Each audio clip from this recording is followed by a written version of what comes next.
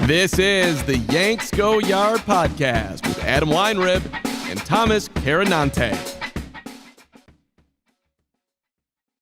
Welcome to the Yankees Go Yard podcast, and welcome to the Yankees offseason. I am Adam Weinrib, joined as always by Thomas Carranante. We are live every Monday, every Thursday, 2 o'clock Eastern on YouTube, and then on your favorite podcast platforms after that. So if you like listening, then oh my God, it's great news for you because it goes on podcast platforms.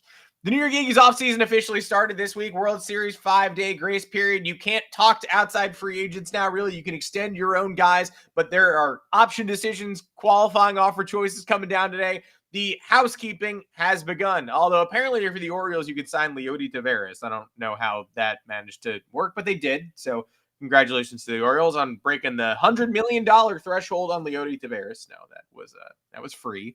Basically, the Yankees made their first two big option decisions yesterday. I think they nailed both of them. I think we both think they nailed both of them, but we'll talk about it.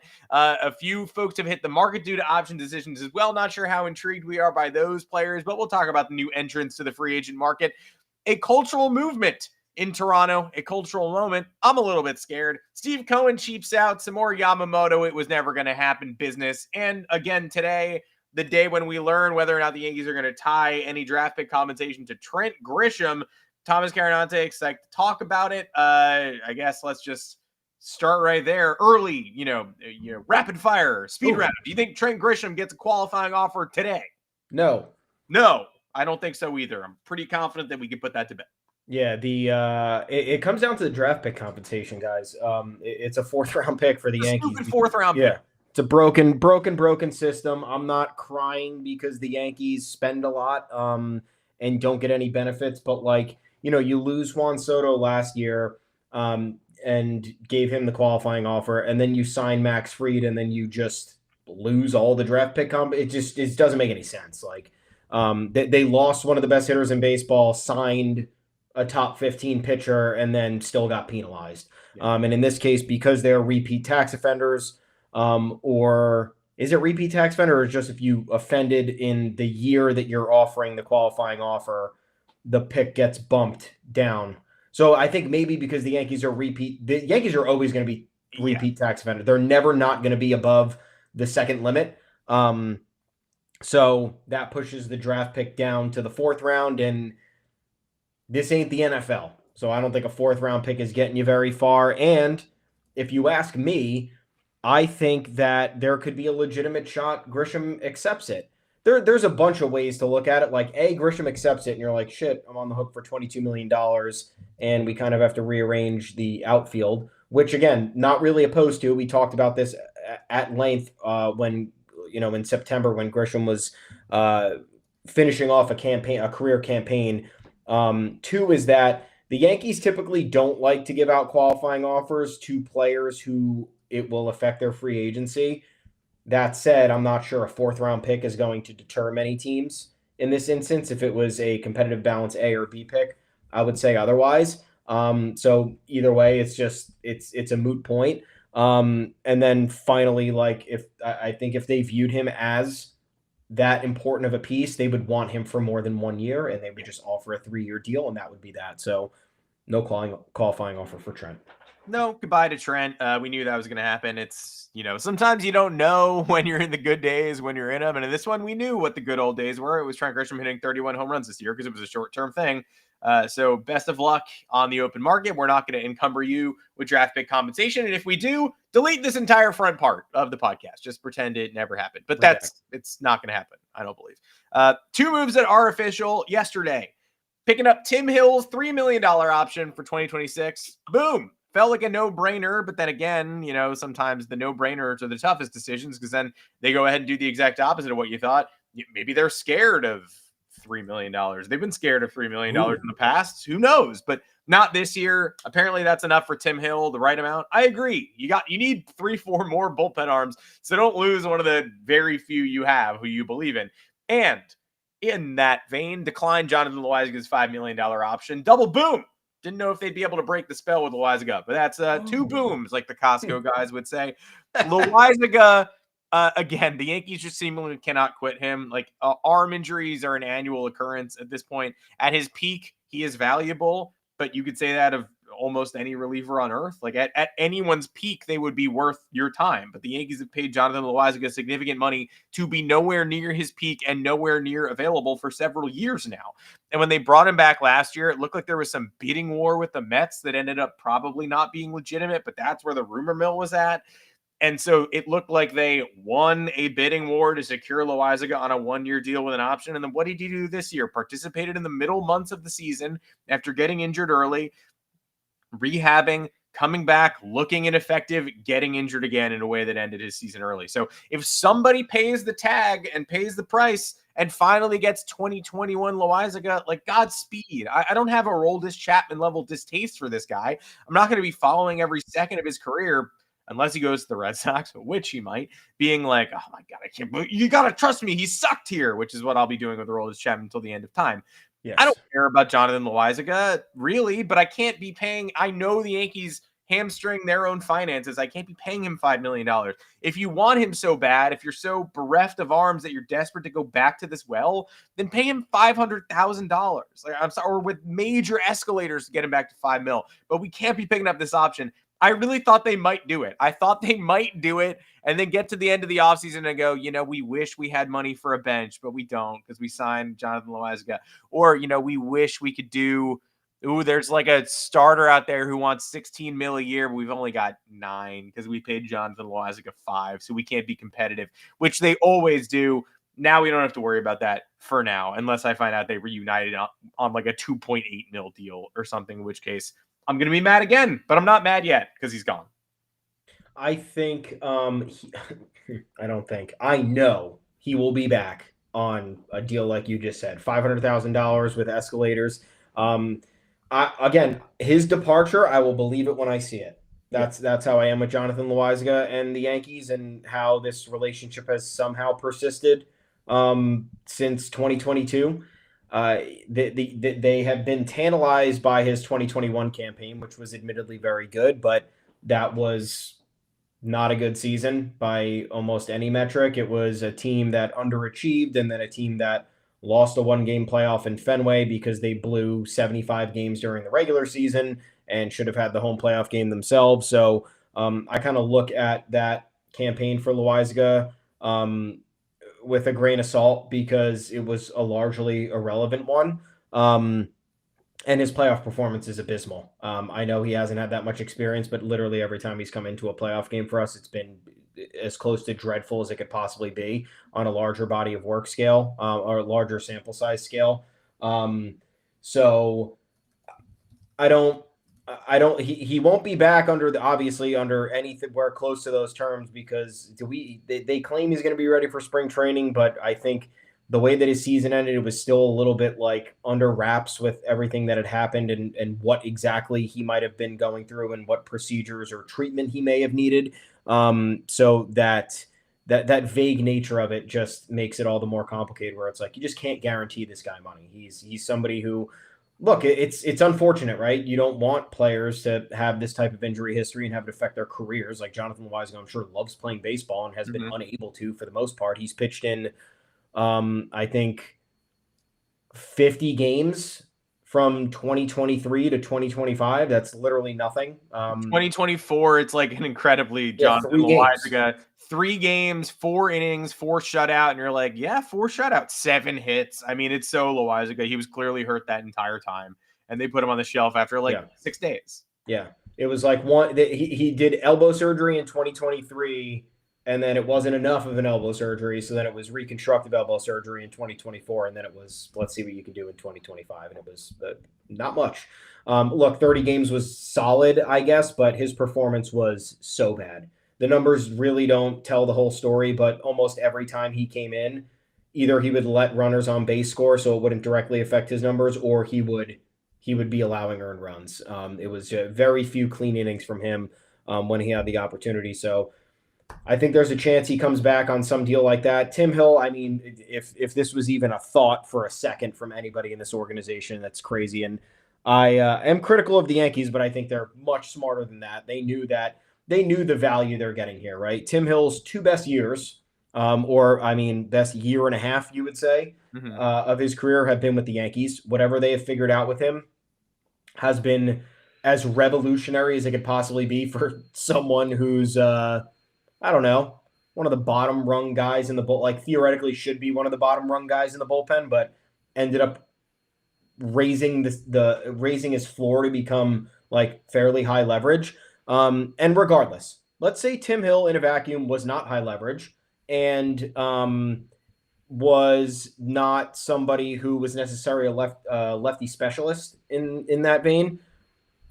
Who's not taken 70 games in 65 plus innings for $3 million?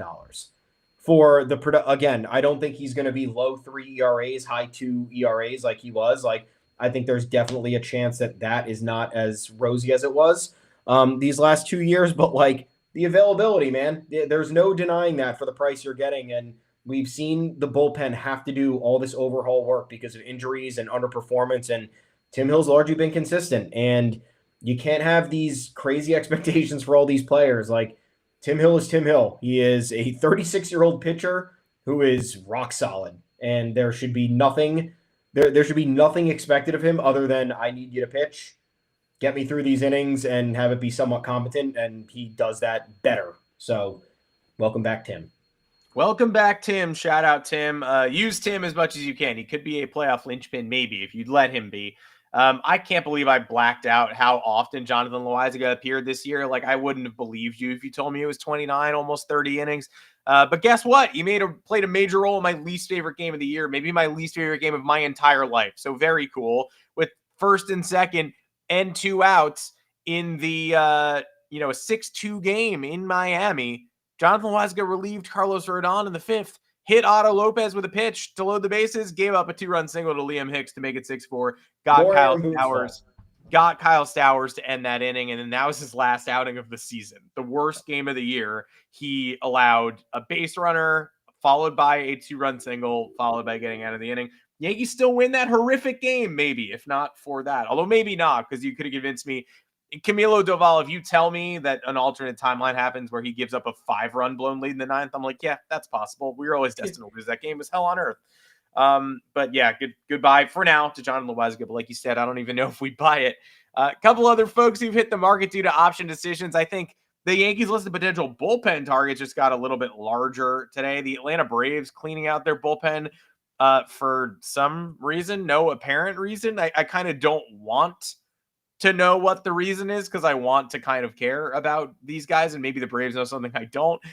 Pierce Johnson, Tyler Kinley had a $5.5 million option. He was kind of great in the second half last year. Again, $5.5 million. You're also talking about an ex-Rocky, one of the Yankees' bugaboos. We just go ahead and grab Rockies. But Kinley had an 0.72 ERA in 25 innings with 11 hits allowed for the Braves down the stretch. He's 34 out of the spotlight. But the Yankees are always wanting for lefties. Maybe you just found another Boone Logan. I don't know. More to come today, too. So sadly, slightly outdated podcast. By the end of the day, we'll have some more decisions to talk about. But bigger names, Jorge Polanco is now there for the taking, a Silver Slugger finalist at second base in the American League this year, and a guy who starred throughout the Mariners playoff run, a guy who the Yankees were entertaining signing last offseason. It ultimately, I believe, came down to the Astros or the Mariners.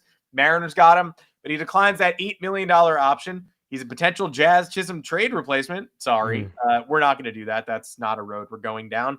But Jorge Polanco, I guess he can't really play much of anywhere except for second. He's played short in the past. We do need a shortstop. We need infield help with Volpe, without Volpe, what have you. I don't know if we can trust him to platoon a little bit with Caballero. Maybe someone like Ha-Seong Kim, a little more plainly versatile, is a better fit there. He's a righty bat who can play third. Played a lot of third in 2023. So Kim and Polanco infielders who we can maybe entertain at this point. I think Kim makes more sense, but Polanco is a better hitter. I like Ha-Seong Kim a lot. The versatility there, again, like you're looking at Volpe not playing potentially until June. I like Jose Caballero a lot. I don't want him starting every day. I don't think that's his role. We saw and they don't either. Like they made it clear last year they didn't want him starting for better or worse. So they don't want him to be the full-time starter. Yeah, and he's like, again, he's more of a gadget player. He's a pest, which I think everybody has collectively said at once when he arrived here, and it's something the Yankees fan base loves, and he is very good in doses. We saw him play for about a week and a half. straight when Volpe got that cortisone injection. Yeah. And, there were some defensive gaffes. There were some base running gaffes. There were a couple of ejections. So, like, look, there's it's kind of a player profile and a personality you want to deploy in doses, not necessarily on a full-time basis. So if you bring Kim into the fold, then that gives you somebody who can also play multiple positions. And as we've come to learn with the Yankees, essentially since 2018, there is room for competent bench players to log 100-plus games. There's always injuries. There is always underperformance. So if Aaron Boone actually wanted to act on holding players accountable with their playing time because they're not delivering on that end, like you could have a bench full of good guys instead of a bench full of random dudes who may or may not be able to produce. And that's again one of our bigger complaints about the Yankees over the last 4 or 5 years that they rectified at the trade deadline this year, and we saw good results from it. So I think, why not? Then again, Kim opted out because someone's going to pay him. Mm-hmm. So I don't know if that's in the Yankees' budget or if they're willing to pay a potential backup, whatever he's looking to make. But yeah, Polanco, I don't dislike Polanco. I just think it's, his free agency right now has a lot of helium behind it because of his postseason performance. And I just don't view that necessarily as a solution for the Yankees. And obviously I think if he's opting out, he's looking for more reps. You are right in the shitty scenario that they decide to trade Jazz Chisholm. This would be, I guess, the best possible replacement for less money. The only, if that's your thing, the only replacement I would even consider at this point. If that's your thing, then sure, but like it doesn't get me going. I think most of these contract option decisions feels largely irrelevant. The Braves bullpen guys, cool if you want to scoop one up and have him be, one of the last guys in the bullpen and hopefully and hope for them to rise up, then cool. I think that could be an opportunity because the Yankees obviously have found success with either maximizing relievers' potential or kind of bringing them back from the dead. But otherwise, you know what I thought of, which is a sick thought, a sick, disgusting thought, because Aaron Boone on Talking Yanks essentially confirmed that most of Ben Rice's reps next year are going to come at first. Yeah.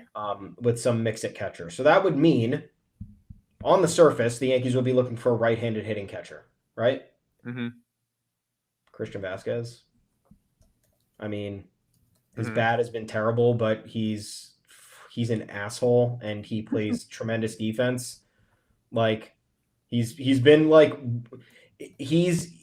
I think he's registered like one. I think I had it up before. Where'd it go? He had a 1.1 WAR last year on defense and still finished with a sub 1 WAR. That's how bad his offense was. Yeah. He was also 0.5 D WAR in 2024 and 2023 and finished negative WAR. So look, here's my thing here. For the Yankees, you believe in your team being able to mash constantly. So you have all these guys who hit home runs and get on base and whatever.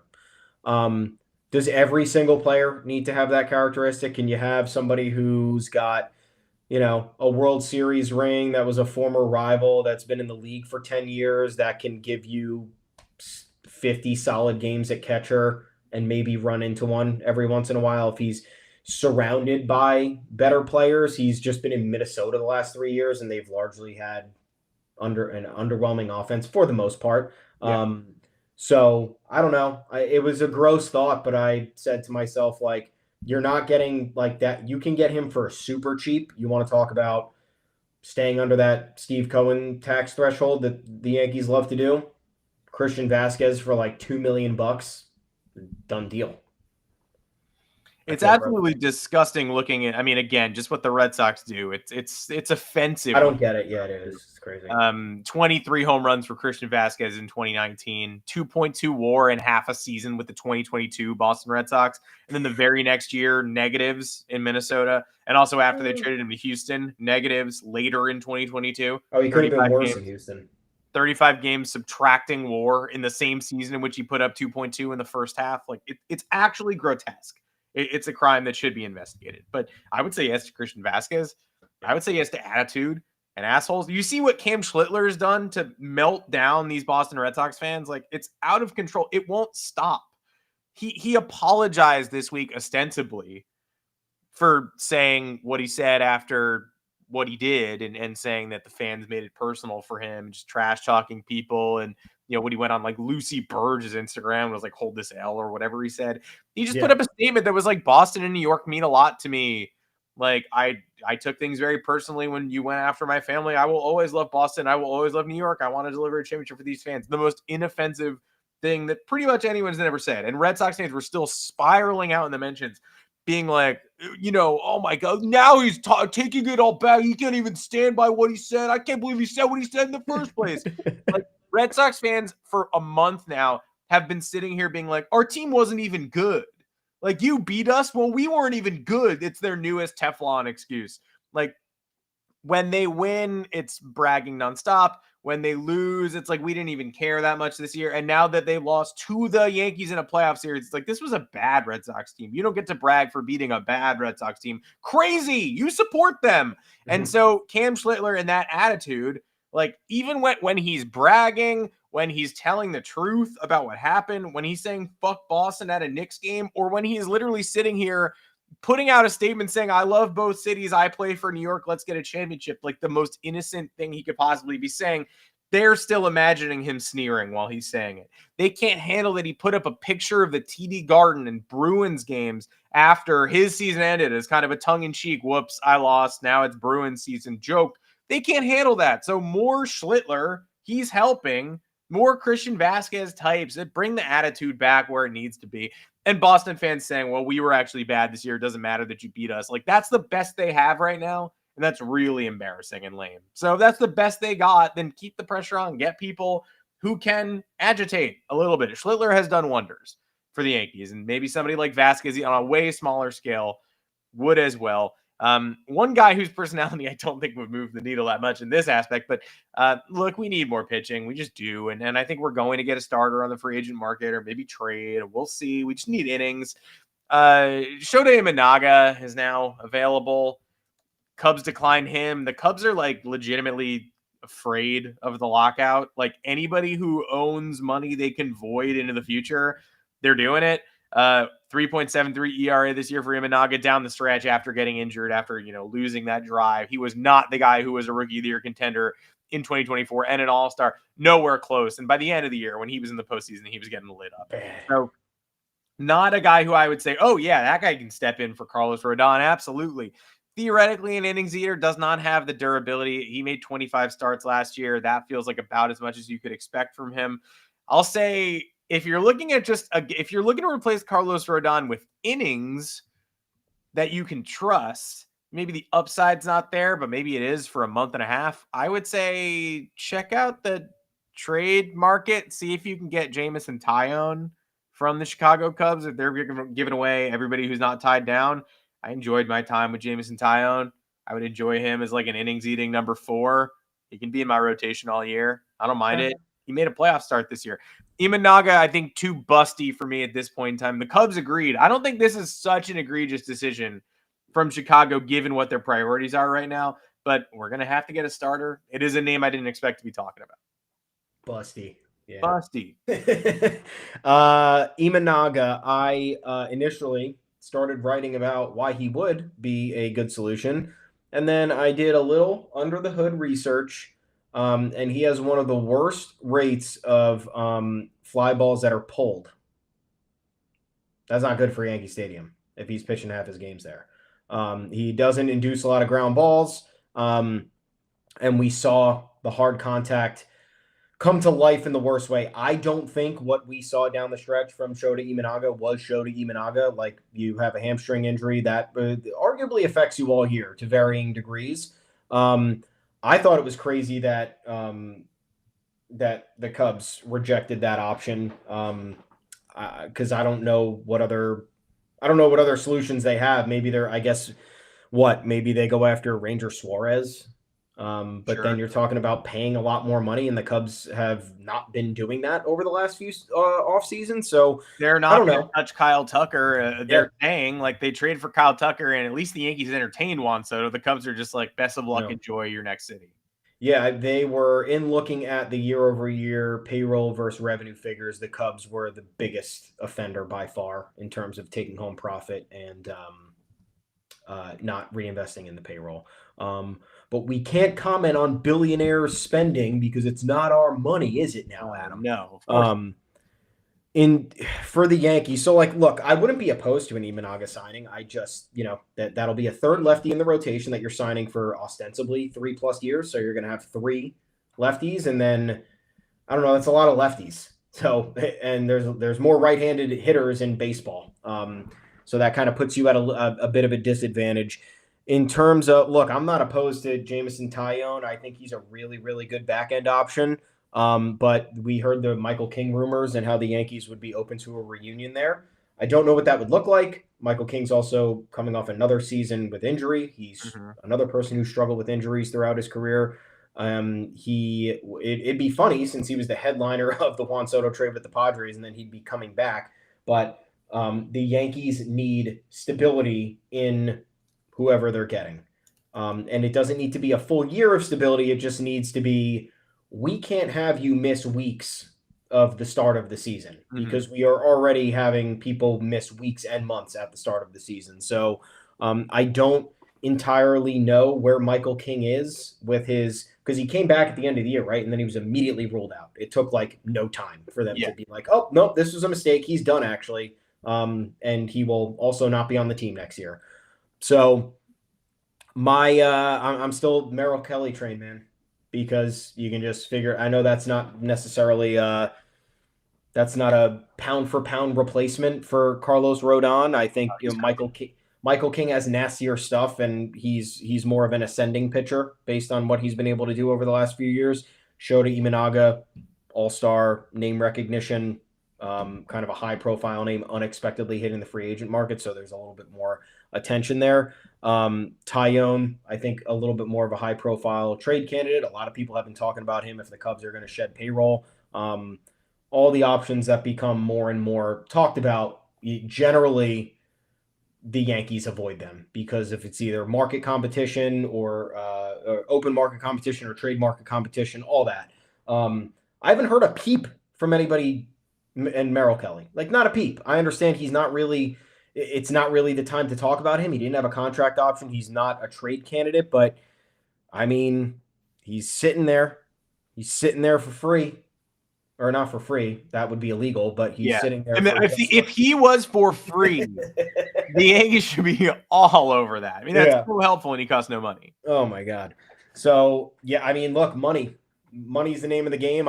If you're gonna spend, what's Taillon? Taillon's making like 18 mil or something. It's a 4-year, $68 million deal. So it's 17 a year. I was gonna say 17. 14 because I can't do math. So 17 mil a season. Yeah, so you're looking at Imanaga. That option that got declined was 15 or 16 mil. Yeah. You're looking at Michael King, who I think, look, Jack Flaherty just opted into a $20 million player option for 2026. The price of pitching is the price of pitching, man. Like, Marcus Stroman just made $18 million for the last 2 years. That's just the going rate for guys who have had solid careers. Marcus Stroman had a solid career. It fully fell apart in New York. His career is closer to being over than it is being revived. So, like, it just didn't work out. But if you're paying for a good pitcher, like someone who's like, this guy can be my number 3.5. He's not quite a number 3. He's definitely not a number 4, but he's someone I can trust. That's $15 to $20 million. And then 25 and above is more your number 2/ace elite options. Merrill Kelly, I think, falls in that $15 to $20 million bucket. We talked about it previously. 2 years, $32 million. Just shut the door, be done with it. You have rotation depth, you have veteran presence, you have someone who's been proven in the postseason. I think that's your answer. I don't think you need to mess with the contract options or the trade market, but what do I know? That is my favorite option. I'm on record there as well. Just a sturdy game 3 starter. Like, I know what I'm getting. I'd be surprised if I got something horrendous from Merrill Kelly. Playoff tested. You never know if 1 year is the year where they just break. But I would trust Merrill Kelly, and you would probably just have to pay the price of pitching to get him. Before we move on, the comments bringing up Martin Perez. I mean, I wouldn't say no to a $6 million Martin Perez deal, but he did make 4 starts last year, and he had, severe, it was an elbow, right? He barely pitched. It was elbow inflammation and a flexor strain, and then his year just ended. So this is the highest chance of anyone we've mentioned so far where you just get to the end of the year and you got Loaisiga. You're like, I paid $6 million. The guy made 1 start. What was this? Like, he is better than Carlos Carrasco. He is a usable, viable tier as a veteran starter. He will, if healthy, give you 125 innings of 4.2 ERA baseball, probably. But he's so far from healthy that my vote is no, because he would Loaisiga you. They would pay him. What happened to him health-wise? Did he elbow flexor strain, inflammation and a flexor strain last year ended his season, and a flexor strain could be Tommy John. It's what Aaron Judge had. So did he get surgery? No, but the White Sox went with the buyout instead of paying him $10 million for next year. I think you could get him for $6 million, but the question is literally, like, is he active? And so for that reason, I say no. But I get it. I like it. Yeah, I mean, it's great. It's the Jose Quintana vibe, right? Yeah. It's of that ilk where you have someone who's been in the league for a while. You have somebody who can eat, has experience eating innings. But both of those guys have, Martin Perez has pitched for contenders. Again, not opposed to it, but like I said, got to be available for the first 2 months of the season. Like, it can't be in question. If something unforeseen happens, an elbow snaps, a shoulder gives out, like, it is what it is. We've seen it happen. There's nothing we can do about that. But if you're talking about someone who was dealing with injuries last year, it's not the risk they can take. All right, moving on. We thank you for the question, of course. Drop by, more comments, more people you want us to talk about. We will talk about them. Up to Toronto, where, look, we talked about Shane Bieber recently. I don't think we wanted Shane Bieber this offseason. Honestly, I thought he'd be a Red Sox after they looked at him last year, did not sign him. He danced around Cleveland. They sent him to Toronto.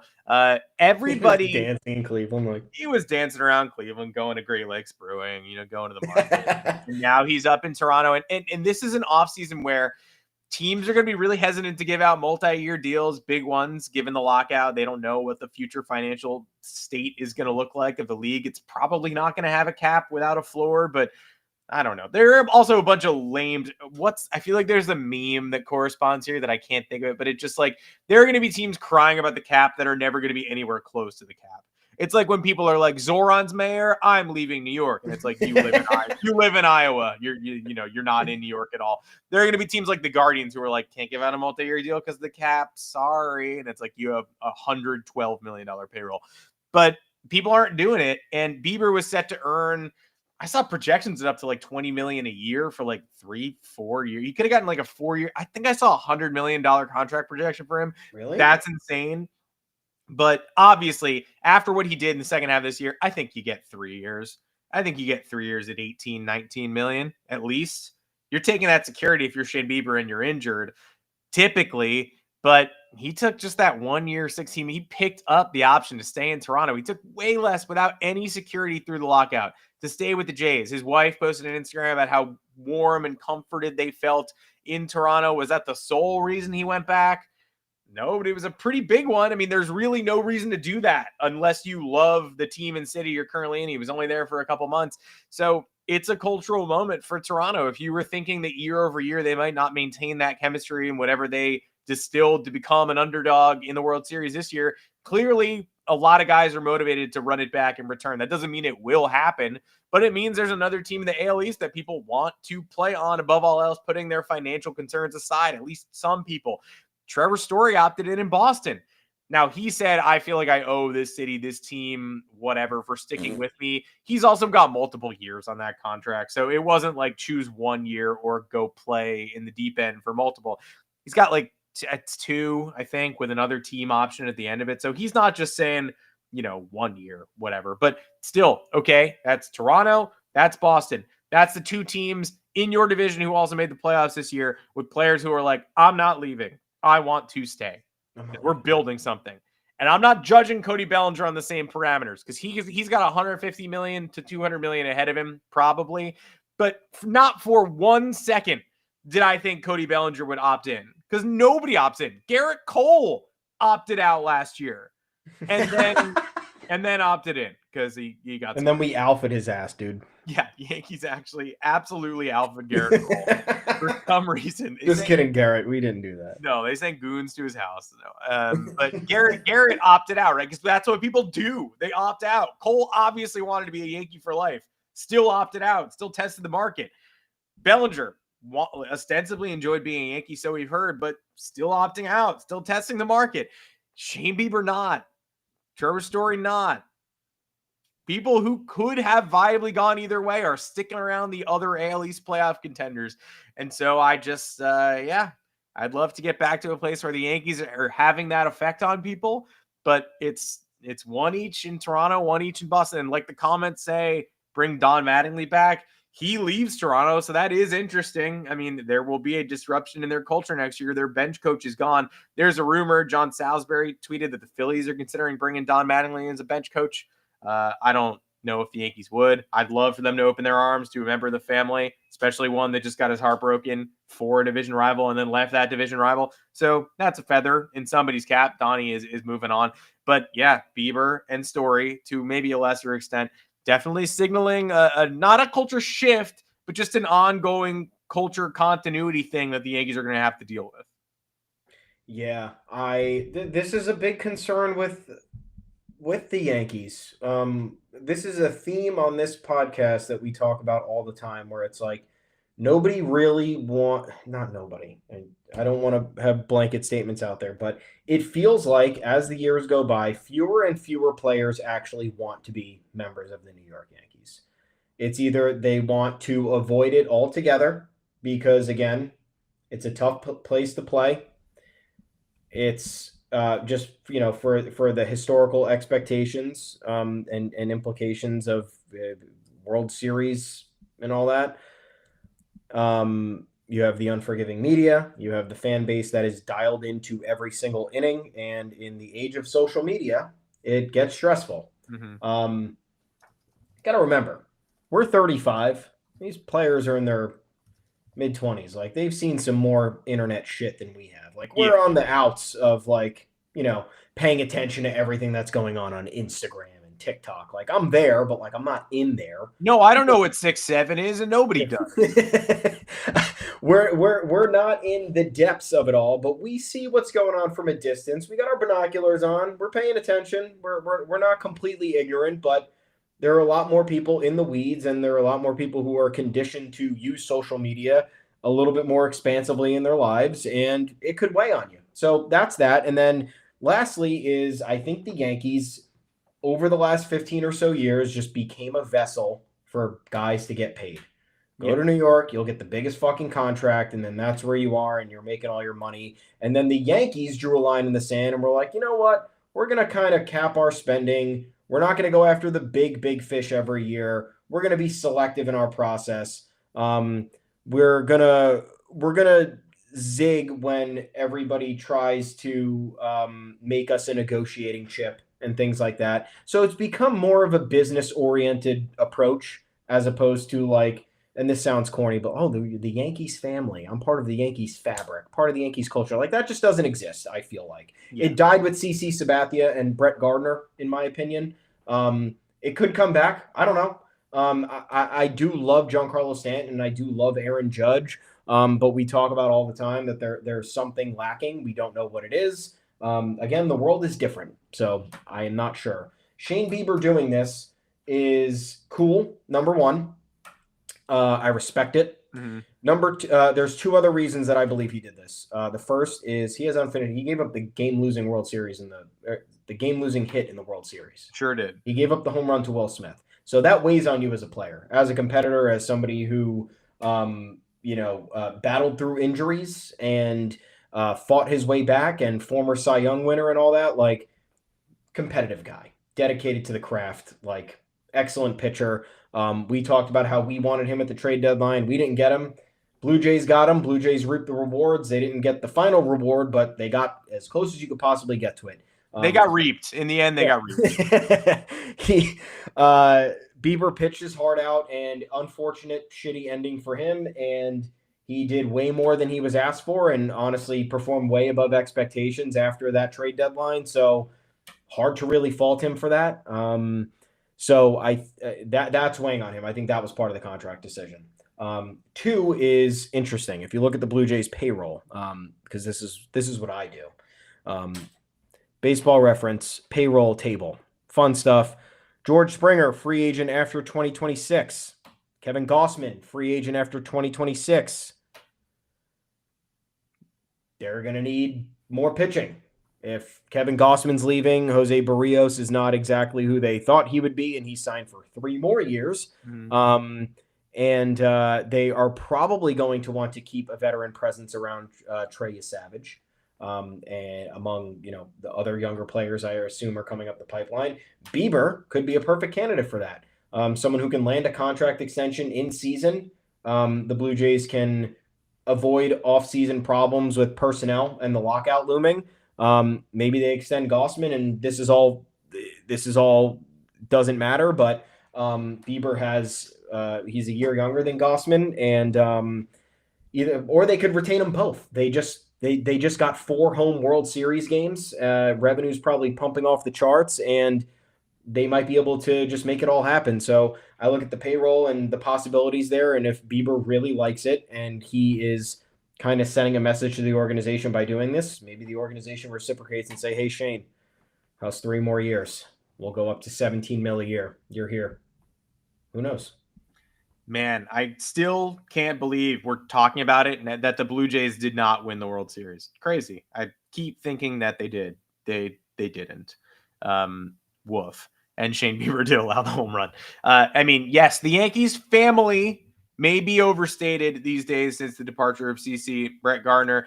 But I was told last offseason that the Mets were becoming a family. Remember when Juan Soto signed? You remember Juan Soto, right? He got a family suite.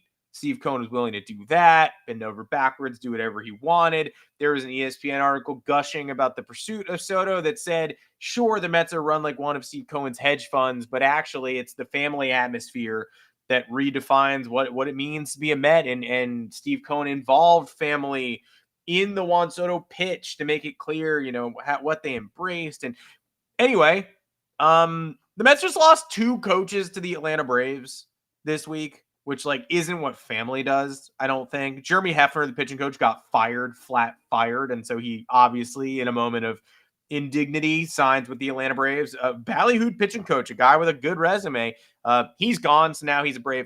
But Antoan Richardson, the base running coach. And again, we are not talking about Kyle Tucker. We're not talking about someone, obviously, we're not talking about someone who can create a winning atmosphere out of nowhere, because the Mets choked all summer long and then fell out of the playoffs. So who knows how much worse they would have been without Antoan Richardson's base running acumen. But they lost their first base coach, the guy who Juan Soto credited for his 30-30 season, because he and the Mets differed on his salary.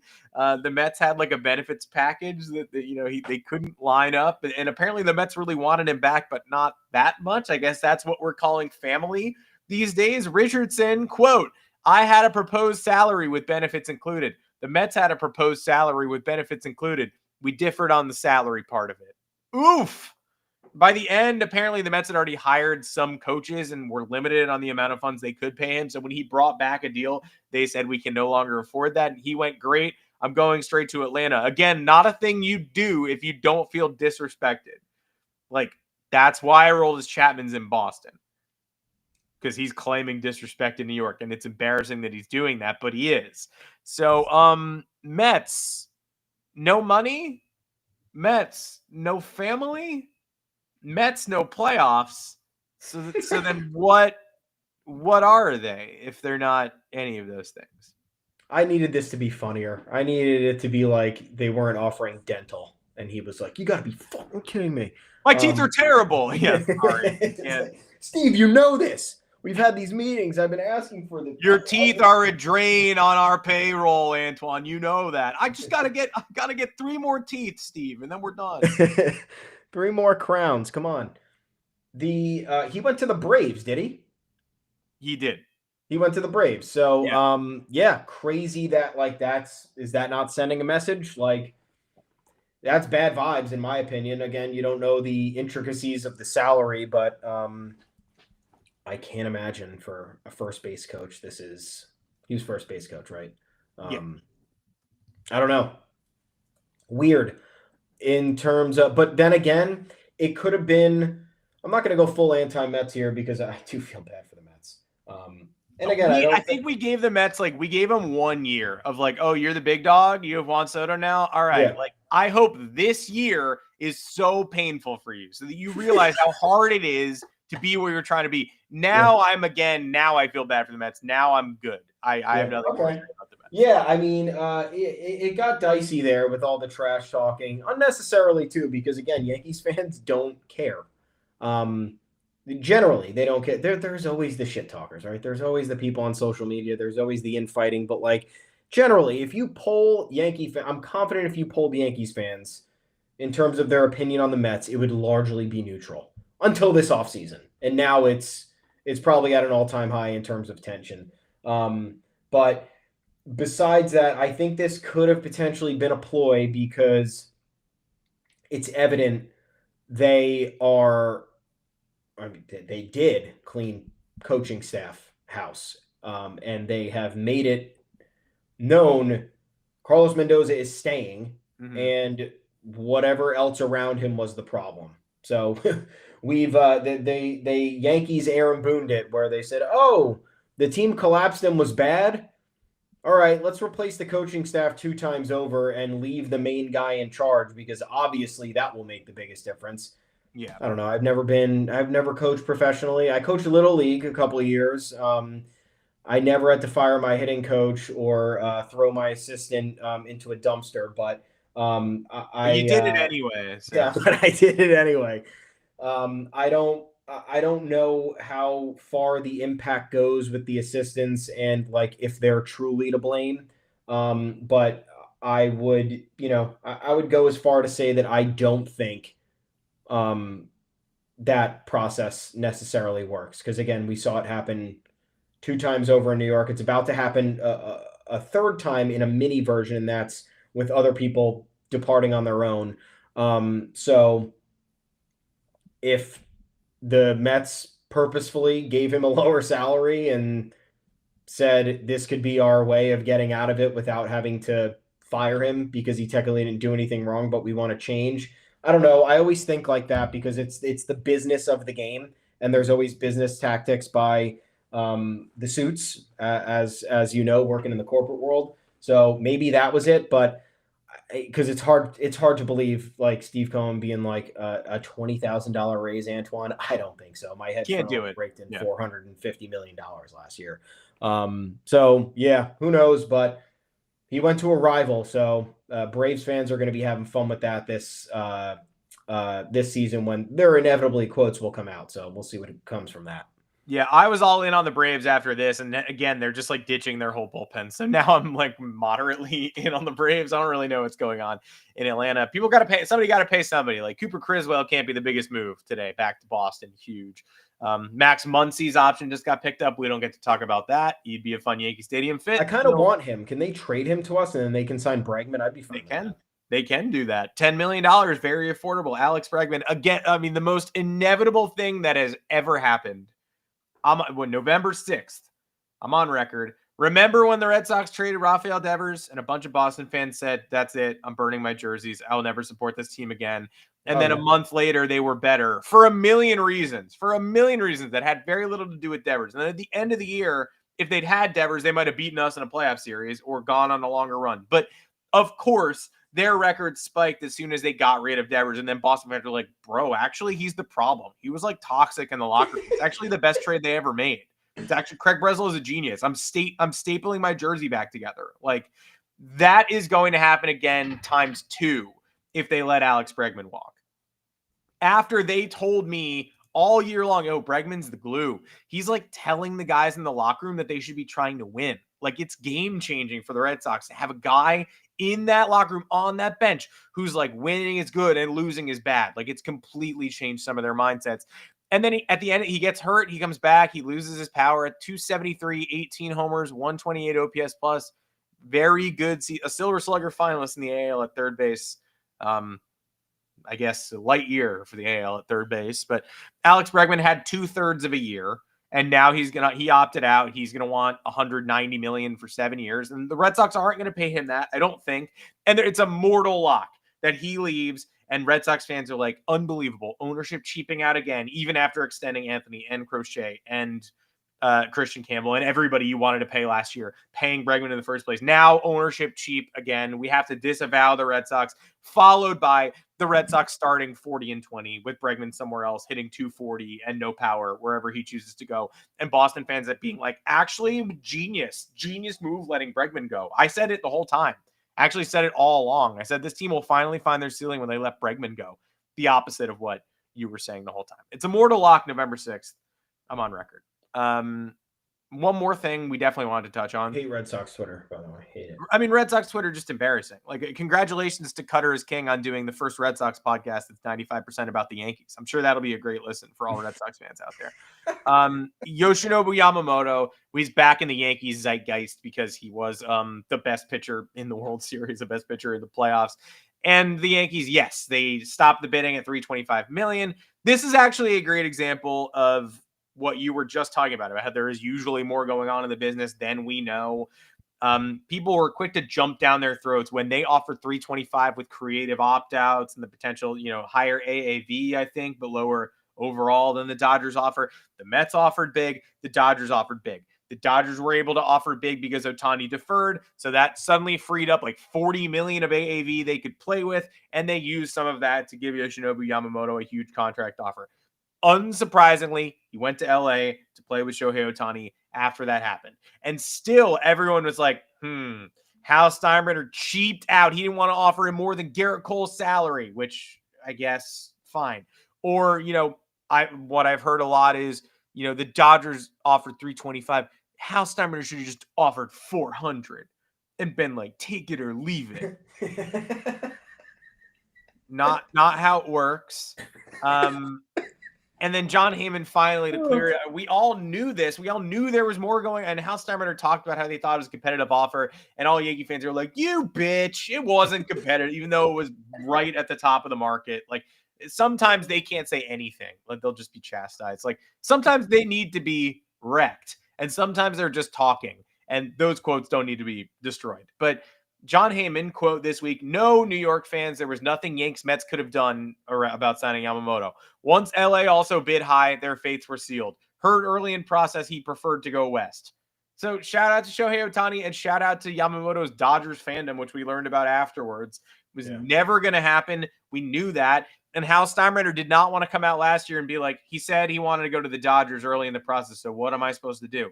You don't want to lose leverage. You want to play nice with the agent. You say stuff like, we made a competitive offer and, we didn't get the guy, because that's what you did, make a competitive offer and you didn't get the guy, but the Dodgers were inevitable, always had been, always will be. And when Ohtani deferred his money, it made it easy to slide Yamamoto in there. I wish it had just been less of a circus because we didn't need another 12 days. We should have just had the double announcements the same night when Ohtani should have just brought Yamamoto out at his press conference. It was obvious. They should have walked out like the tag chants.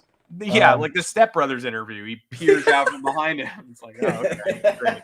So he's here now too, I guess. What does this guy do? I've had conflicting thoughts on this, and early on I was pro Yankees because I said the guy's never pitched in MLB before. They offered him a $300 million contract. They gave him a higher AAV. They gave him opt-outs for during his prime. So everything was there for the Yankees to make that, quote, unique offer, right?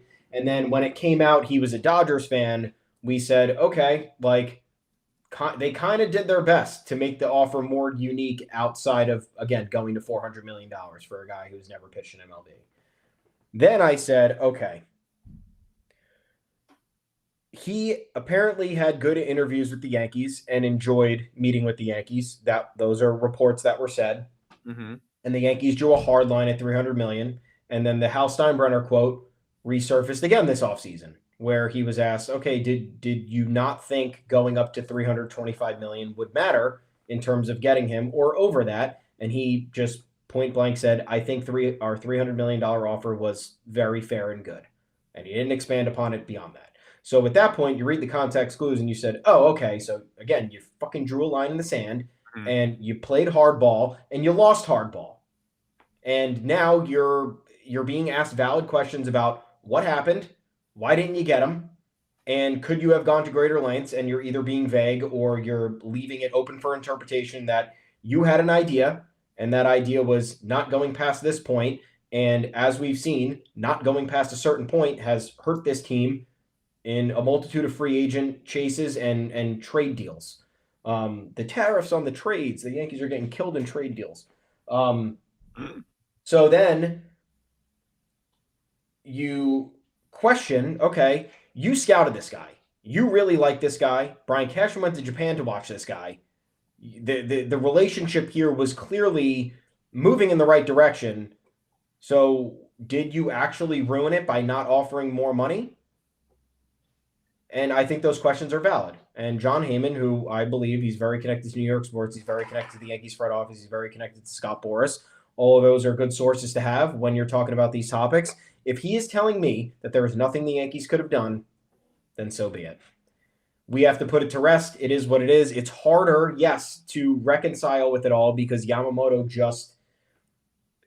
that was a performance Yankees fans would literally commit a crime to see. Like the Yankees fans who were too young to appreciate 2009 or who have been alive most of their adult lives to see all of the heartbreak since 2001, they would commit varying degrees of a felony to watch what Yoshinobu Yamamoto did for the Dodgers throughout this World Series on the Yankees. Correct. And yes, now you're trying to cope and you're saying, oh my God, they love this guy. They knew he was going to be this good and they still said only $300 million. Ridiculous. But guess what? Now we know. I think we have the closest confirmation to it all.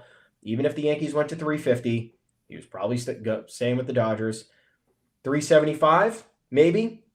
Objectively crazy offer. That's the highest pitching contract by $55 million, $52 million or whatever. Like, again, for a guy who's never pitched in MLB, that it's tough. So put it to bed, Yankees fans. I was mad about it at first, and I've had conflicting feelings about it. Nothing that can be done.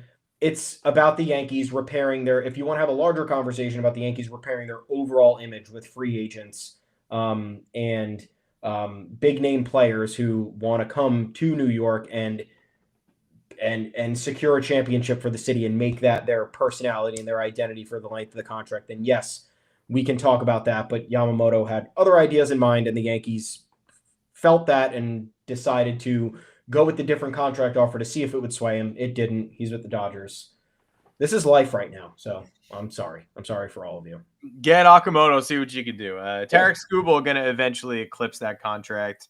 Man, this is life. It does feel like we have a long way to go. We have a long offseason ahead of us for the New York Yankees. I mean, long way to go in terms of rebuilding the Yankees to a championship level. Not a long way to go in terms of life, which is far too short. We should appreciate every fleeting moment. We will be back here on Monday afternoon, 2 o'clock Eastern time, to talk ball, to talk Yankees ball. Monday and Thursday. Tuesday is the interruption. That's a holiday. So enjoy your Veterans Day. Holiday. A somber, reflective Veterans Day. We'll be here talking Yankees baseball twice next week. At least, maybe something crazy happens. We have to go live again. We'll see. Join us on the Baseball Insiders today, too, to reveal the NL Silver Slugger Award winners exclusively at 6 p.m. Eastern. And tomorrow night, the AL winners. So we're going to tell the Yankees whether or not they did get some hardware. Cody Bellinger, a finalist. Aaron Judge, Jazz Chisholm, Ben Rice. The whole team is nominated for the team award as one of 3 finalists. Any of them going to get it? I don't know. We'll see. Join us tomorrow night. You'll know. Tonight, the NL over on the Baseball Insiders. I'm Adam Weinrib. You can find me on Twitter at Adam Weinrib. And I don't think some of you need that reminder based on my inbox and my mentions. But Thomas, where can the people find you? They need my reminder at Tommy's_takes. Maybe you got to capitalize the whole thing. I don't know. Find me. You can make fun of my new haircut. There's plenty of things we can do. Yanks Go Yard official social media account is at Yanks Go Yard FS. We are both there. We'd love to chat with you. Head on over to yanksgoyard.com. That's where all the written content is. We appreciate you guys reading. Reading's important. There's a lot of content to go around because there's a lot of stuff happening. There's a lot of dates you got to keep on your calendar to know what's going on with the offseason. And there's going to be little news in between that you got to keep up with as well. And please like and subscribe to the YouTube channel. That would be greatly appreciated. You will know when we're going live if you haven't already gotten the clue. But like Adam said, sometimes there are surprises. And DJ Duke, in terms of what you were saying, you see a lot of people saying they don't want Belly back and they want Tucker. I don't know who's saying that outside of like the 14-year-old fans, but I don't know. We'll see. We'll see what happens. The Yankees probably aren't paying for Tucker, though. Yeah, Chris Kirshner is Mr. Kyle Tucker over Belly. Like, you got to exhaust Tucker before you go for Belly. I get it, but I do think the Yankees have probably already exhausted Tucker. Sad. I'm exhausted. It's November 6th. Yeah, it's over. So maybe I'm not ruling anything out until I see somebody sign the dotted line, but I will say that this is lukewarm at best. If Kyle Tucker shows up at the winter meetings in a gas mask smoking weed like Laramie Tunsil, maybe his value will plummet to the level where the Yankees can afford him. But I do think probably priced out. Although I saw finally I think it was Nightingale, so who knows? But it was like Cubs will wish him well as he seeks a contract over $300 million. And I was like, wait, I thought it was over $400 million. So over $300 million? I mean, 300, 320? Yamamoto money? Is Kyle Tucker allowed to make more money than Garrett Cole? Hal, can you let us know? Because I don't know. I would do that. I'm a little worried about Kyle Tucker, but I would do that. Well, all that and more. Continue bringing us your questions. We'll talk about it next week and beyond here on the Yankees Go Yard podcast. Until next time, take care.